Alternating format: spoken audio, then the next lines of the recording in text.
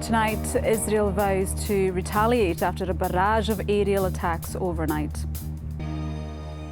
Hello, good evening to you. Israel is warning that it will retaliate after Iran fired a huge barrage of drones and missiles at the country.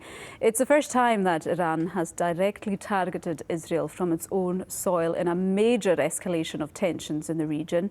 In total, more than 300 missiles and drones were launched from Israel, as well as from its allies in the region, Syria, Iraq and Yemen. Meanwhile, the US says this doesn't need to escalate into a wider conflict. Hugo Bachega now reports. Hugo Bachega with that report there.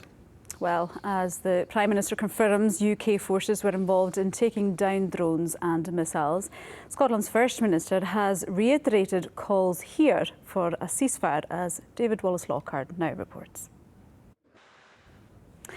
Next month, the long-awaited public inquiry into the contaminated blood scandal of the 1970s and 80s will publish its final report. More than 3,000 people died in the UK after being infected with HIV or hepatitis. Now, the BBC has found evidence that one of the country's most senior haemophilia doctors gave imported blood which was infected to very young patients, despite official advice not to do so. Wira Davis reports. A man has died and 2 women were rescued from the water at a Clackmannanshire beauty spot. Police were called to Dollar Glen at around 10:30 yesterday morning, following reports of concern for 3 people in the water. Our reporter Richard Forbes has more.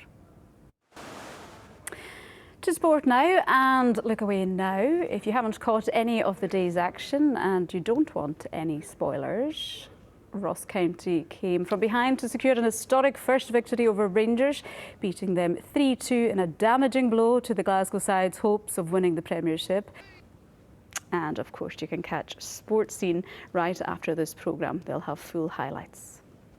But now, it's over to Fiona and Graham to find out what's happening on tonight's 7 Days. OK, let's see how the weather is shaping up for the start of the working week. Here's Judith with the latest. OK, thanks for that, Judith. I think that is all we have for you. Enjoy the rest of your Sunday evening. Bye-bye.